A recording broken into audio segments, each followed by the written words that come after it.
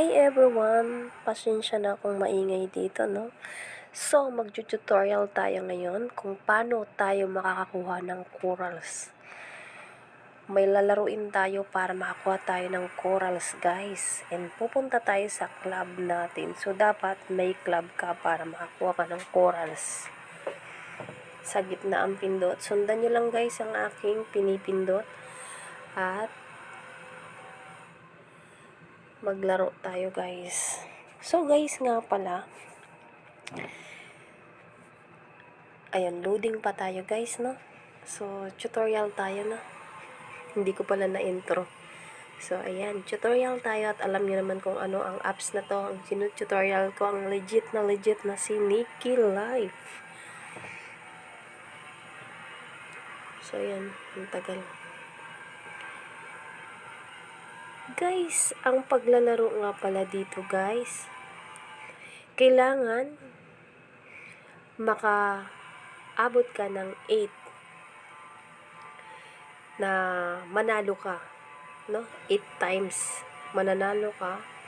So magbibilang yun doon sa club mo, magbibilang yun, magka-count siya ng up to 5 lang kasi to, guys, up to 5. Pero dito sa laro is kailangan manalo ka ng 8 times kasi doon naka-counted yun, kailangan 5, no?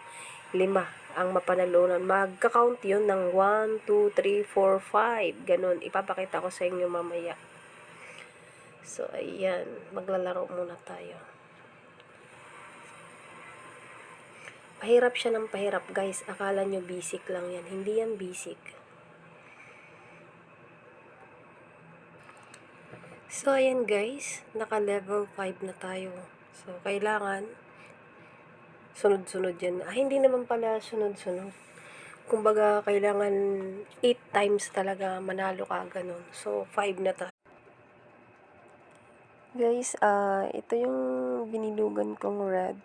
Sundan nyo lang yan. Diyan kayo mapupunta. Pag pinindot nyo yan, ito yung bubungad sa inyo. So, ayan. Pag naglalaro kayo, yung ipinapakita ko sa inyong video na laro, makakaklim kayo ng 65 corals pag meron kayong klaba. So, pakinggan nyo na lang, panoorin nyo yung video. So, thank you. Yun lang.